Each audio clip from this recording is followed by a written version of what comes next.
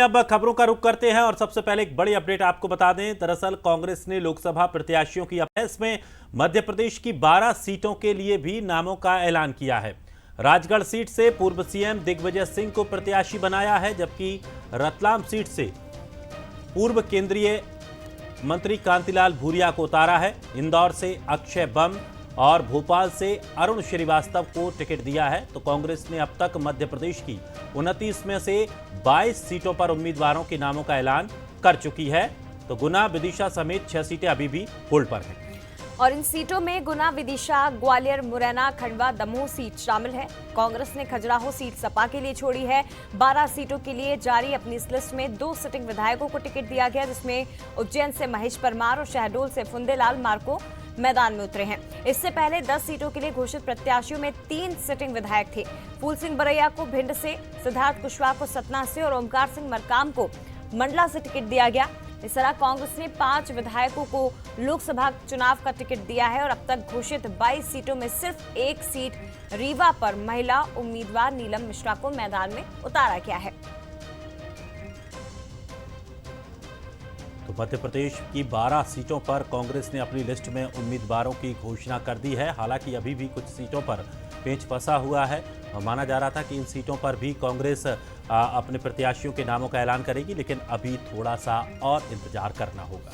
तो देखिए, कांग्रेस ने जो दूसरी लिस्ट जारी की है मध्य प्रदेश के लिए, उसकी बड़ी बातें जरा आप समझ लीजिए। 22 सीटें अब तक कांग्रेस ने उम्मीदवार यहां से घोषित किए हैं। 6 सीटें अभी भी होल्ड पर हैं और इन होल्ड सीटों में ग्वालियर, मुरैना, दमोह, खंडवा, विदिशा और गुना शामिल हैं। 5 विधायकों को कांग्रेस ने अभी तक 22 सीटों पर टिकट दिया है।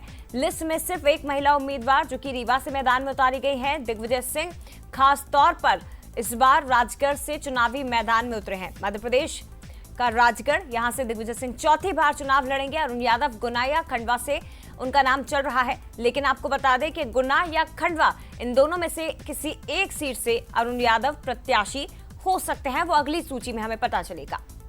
तो दिग्विजय सिंह चौथी बार एमपी का चुनाव लड़ने जा रहे हैं। 2 बार राजगढ़ से सांसद रह चुके हैं, 1 बार भोपाल से वो लोकसभा चुनाव हार चुके हैं और चौथी बार अब वो मैदान में दिखाई देंगे। तो अरुण यादव का गुना या खंडवा से नाम चल रहा है। और चलिए, अधिक जानकारी के लिए हमारे सहयोगी रंजना हमारे साथ जुड़ गई हैं। रंजना, लगातार जिस बात का इंतजार किया जा रहा था कि कांग्रेस अपनी जो लिस्ट जारी करेगी उसमें मध्य प्रदेश के लगभग सभी सीटों पर प्रत्याशी फाइनल कर दिए जाएंगे, लेकिन अभी भी 6 नामों को रोक रखा है। आखिर पेंच क्या फंस रहा है?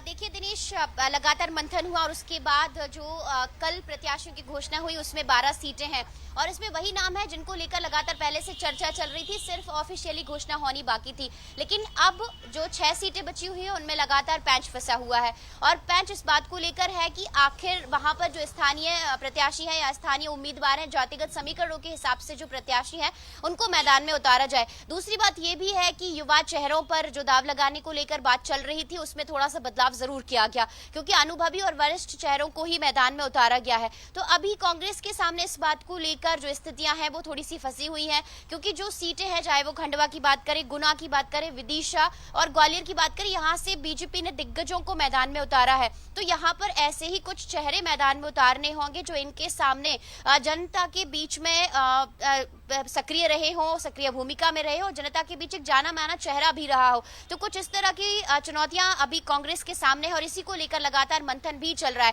लेकिन इसमें 2 सीटें ऐसी हैं जहां पर महिला प्रत्याशियों को भी मौका दिया जा सकता है, क्योंकि कांग्रेस की जो अभी तक सूची जारी हुई है उसमें बहुत कम युवाओं को और बहुत कम महिलाओं को मौका दिया गया है। तो कुल मिलाकर अभी कांग्रेस इस बात को लेकर लगातार मंथन कर रही है कि इन दिग्गज चेहरों के सामने जो कि भारतीय जनता पार्टी ने उतारे हैं, उनके सामने कुछ ऐसे चेहरों को उतारा जाए जो इनको कड़ी टक्कर दे सके। तो इसी बात को लेकर जो लगातार मंथन है वो चल रहा है, लेकिन अब इंतजार इसी बात को लेकर है कि 6 सीटों पर जो ये पैंच फंसा हुआ है वो कब सुलझता है और कब नामों की घोषणा होती है। बिल्कुल, और देखिए, खास बात यह है रंजना कि जिन 22 सीटें अभी तक की जितनी सीटों पर प्रत्याशियों के नामों का ऐलान कांग्रेस ने किया, उनमें कुछ सीटें तो बहुत ज्यादा रोचक हैं और इनके प्रत्याशी अगर देखें तो ये पूर्व में भी आमने सामने आ चुके हैं। जैसे आप सतना सीट को देख लीजिए, यहाँ से सांसद गणेश सिंह और यहाँ से जो कांग्रेस के प्रत्याशी सिद्धार्थ, वो पहले भी आमने सामने हुए हैं।